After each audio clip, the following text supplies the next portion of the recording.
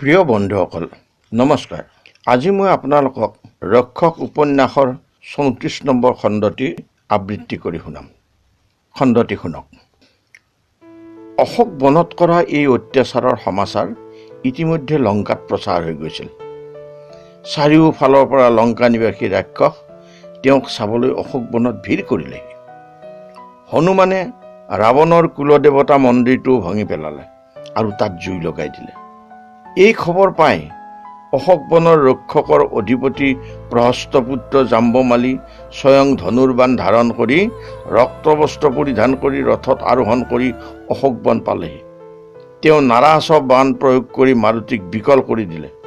তেতিয়া হনুমানে সিংহ বিক্ৰমেৰে লম্ফ মাৰি জাম্বমালীৰ বুকুত সি পৰিঘ অস্ত্ৰেৰে জোৰেৰে আঘাত কৰিলে, যাৰ ফলত জাম্বমালীয়ে ৰক্ত বমন কৰি ভূমিত পৰি গ'ল। মহাবলী জাম্বমালীক এনেদৰে পৰি যোৱা দেখি ৰাক্ষসবিলাকে চিঞৰি চিঞৰি ইফালে সিফালে পলাবলৈ ধৰিলে। তেতিয়া হনুমানে ভূপতিত জাম্বমালীক মাটিত আচাৰি মাৰি পেলালে আৰু তেওঁৰ ৰথখন ভাঙি ঘোঁৰাবোৰ বিকলাংগ কৰিলে। এই সংবাদ পাই যুৱৰাজ মেঘনাদে বিৰূপাক্ষ, দুৰ্ধৰ্ষ, প্ৰব্যস আৰু ভাসকৰ্ণ মহাৰথী সহিত 7 মন্ত্ৰীপুত্ৰৰ লগত সসন্যে ৰাজপুত্ৰ অক্ষয় কুমাৰক অশোক বনলৈ পঠাই দিলে। অক্ষয় কুমাৰ আছিল নিপুণ ধনুৰ্ধৰ। লক্ষ্য ভেদ কাৰ্যত তেওঁ বৰ অহংকাৰী আছিল। তেওঁ হনুমানৰ শিৰক লক্ষ্য কৰি 3 পাত বাণ এৰিলে। ইয়াতে ক্ৰুদ্ধ হৈ মাৰুতিয়ে জাপ মাৰি অক্ষয় কুমাৰৰ ৰথত পৰিলেহি। অনেক ৰাক্ষস বীৰৰ দ্বাৰা সংৰক্ষিত হলেও তেওঁ অক্ষয় কুমাৰক ৰথৰ পৰা আজুৰি আনি মাটিত ঠেকাচা মাৰি দিলে। মুহূৰ্ততে দুই যোদ্ধাৰ মাজত মল্লযুদ্ধ হল। শেষত হনুমানে অক্ষয় কুমাৰৰ বুকুত গোৰ মাৰি পদদলন কৰিলে, যাৰ ফলত তেওঁ ছটফটাই মৰি গল। অক্ষয় কুমাৰৰ মৃত্যুত সমগ্ৰ লংকাত বানৰ আতংক বিয়পি পৰিল। অক্ষয় কুমাৰৰ হত্যাত সন্তপ্ত আৰু অসংযত হৈ মেঘনাদ স্বয়ং ৰথত উঠি অশোক বনলৈ আহিল। মেঘনাদৰ অভিযানত সমগ্ৰ লংকা উদ্বিগ্ন হৈ উঠিল। তেওঁ ৰথত ধ্বনি আৰু ধনুষ্টংকাৰৰ দ্বাৰা উত্তেজিত হৈ ৰাক্ষস সেনাই বাৰম্বাৰ জয়ধ্বনি কৰিবলৈ ধৰিলে। বলি ইন্দ্ৰজিতে আহিয়েই হনুমানক বাণেৰে ঘেৰি পেলালে। তেওঁ যিফালেই যায় সেইফালে বাণে ঘেৰি ধৰে।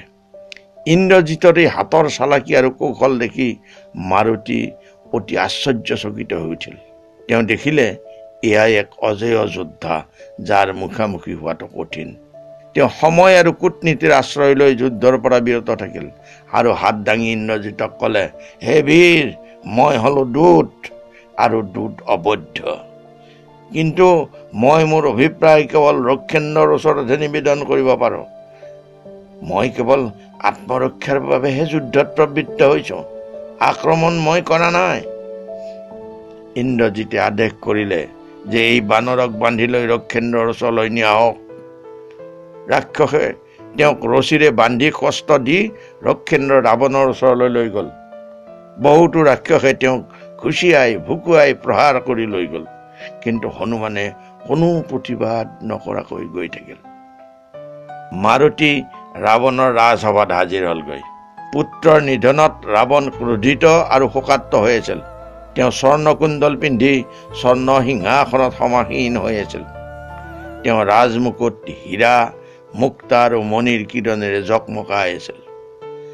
ৰছীৰে বান্ধি নিয়া হনুমানক সন্মুখত দেখি ক্ৰোধত অভিভূত ৰাৱণে মন্ত্ৰীসকলৰ ফালে চাই ক'লে, এই দুষ্টাত্মা সোধা, কোন এওঁ? কি উদ্দেশ্যে এওঁ লংকাত অনধিকাৰ প্ৰৱেশ কৰিছে?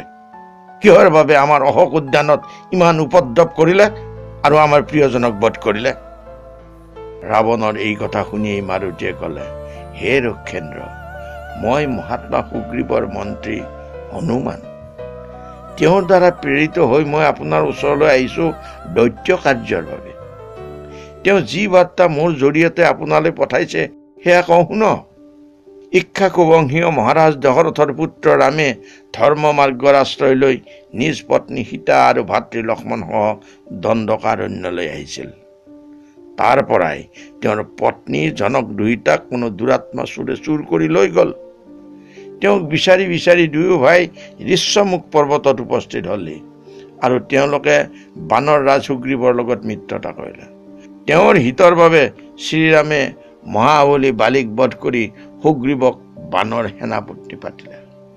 এতিয়া আমি সমস্ত বানৰে প্ৰভুৰ আজ্ঞাত সীতাক বিচাৰি ফুৰিছোঁ। তেওঁকেই বিচাৰি মই আপোনাৰ লংকাত উপস্থিত হলোহি। মই ইয়াত অশোক উদ্যানত দেৱী সীতাক দেখা পাইছোঁ। আপুনি মহামতী, ধৰ্মজ্ঞ, অৰ্থ আৰু কাম আপুনি ভালদৰে বুজি পায়। অতঃ পৰস্ত্ৰী এগৰাকীক এনেদৰে হৰণ কৰি আনি জোৰ জবৰদস্তি কৰি ঘৰত ৰখাটো আপোনাৰ বাবে নিতান্তই অশোভনীয়। আপুনি পৰম নীতিশীল। আপুনি জানে যে ধৰ্ম বিৰুদ্ধ কাম কৰিলে অনৰ্থহে হয়। শ্ৰীৰামৰ বিৰোধিতা কৰাটো ৰক্ষেন্দ্ৰৰ বাবে মংগলজনক নহ'ব। গতিকে আপুনি ৰক্ষ মহাৰাজ মোৰ ধৰ্মানুকূল কথা মানি লৈ ৰঘুকুল বধূ ভগৱতী সীতাক সসন্মানে শ্ৰীৰামৰ ওচৰলৈ পঠাই দিয়ক। ইয়াতেই আপোনাৰ মংগল আৰু কুশল হ'ব। এতিয়া নিজৰ হিতাহিত চিন্তাৰ দায়িত্ব ৰক্ষেন্দ্ৰৰ ওপৰতে। ৰাৱণে ক'লে, এই দুৰাত্মাক বান্ধি অসন্মানপূৰ্বক লংকাৰ গলিয়ে গলিয়ে পথে ঘাটে সকলোতে ঘূৰাই লৈ ফুৰোৱা। পিছত ইয়াৰ হাতত বহুত কাপোৰ মেৰিয়াই তেলেৰে তিয়াই লৈ জুই লগাই দি লংকাৰ পৰা বাহিৰ কৰি দিয়া। ৰাৱণৰ আদেশ ততালিকে পালন হ'ল। বন্ধুসকল, আজিলৈ খণ্ডটি ইমানতে সামৰণি মাৰিছোঁ। এতিয়া আপোনালোকে অনুগ্ৰহ কৰি লাইক কৰি দিয়ক, শ্বেয়াৰ কৰিব আৰু পূৰ্বতে ছাবস্ক্ৰাইব নকৰাসকলে ছাবস্ক্ৰাইব কৰি দিব। ধন্যবাদ।